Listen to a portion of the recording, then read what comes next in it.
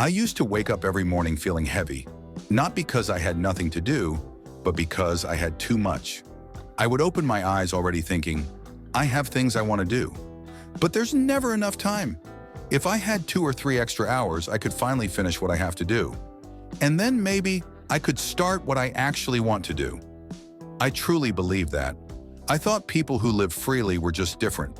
Rich people, talented people, people who somehow controlled their time. But now I can say this clearly. Time was never the problem. I had the same amount of time as everyone else. I was just unbelievably bad at using it. And the day I really understood that, everything started to change. Today, I want to talk about the one shift that helped me move forward after years of saying, I don't have time. It sounds too simple. You might think, that's it. But stay with me. This story goes somewhere unexpected. One day, like always, I was complaining to a friend. I seriously don't have time. Every day feels impossible. I need a 30-hour day just to survive. My friend, the kind of person who sees excuses instantly, looked at me and asked, how many hours were you on your phone yesterday? I laughed. Not much, maybe an hour. He didn't argue. He just took out his phone and showed me his screen time. An hour and a half, he said. Now check yours. So I did. 5 hours. 5. I didn't believe it.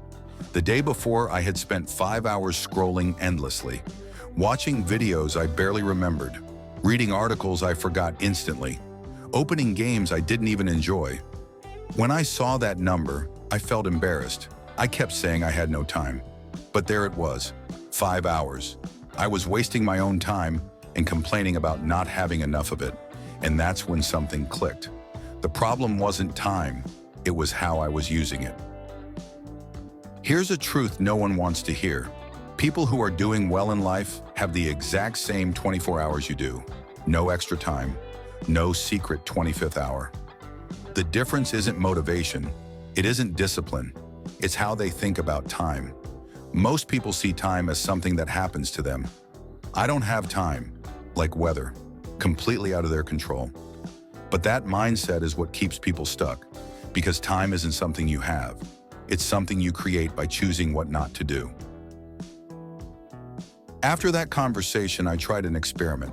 For 1 week, I wrote down everything I did: work, meals, phone, TV, conversations, even the moments I stared at the ceiling, wondering why my life felt messy. Everything. When I looked at the list, I went quiet. Hours spent on things I wouldn't remember a week later. Every morning, over an hour in bed, just scrolling. That alone was 7 hours a week.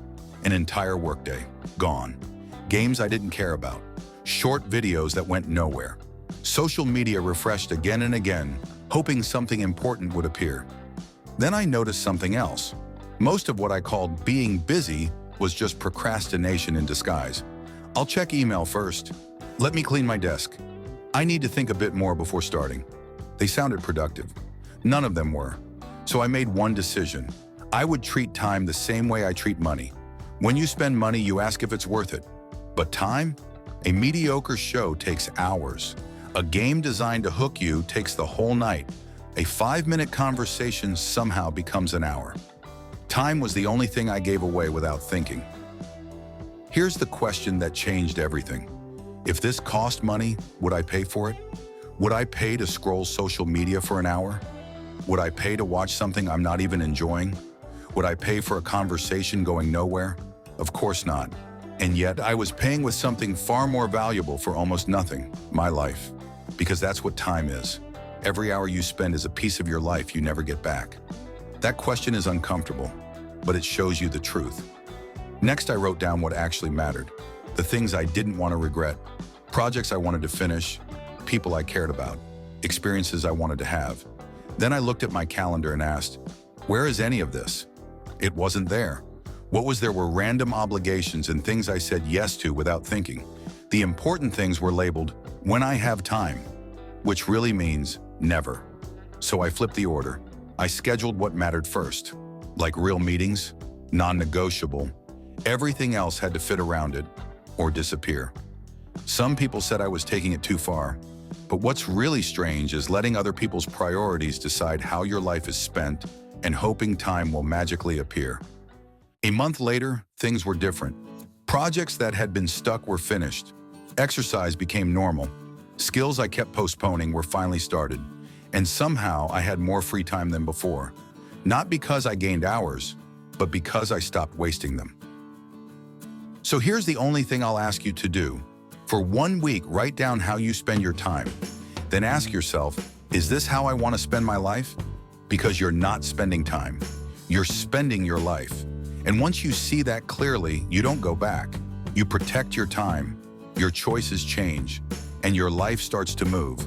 You don't need more time. You just need to treat the time you already have as what it really is, your life.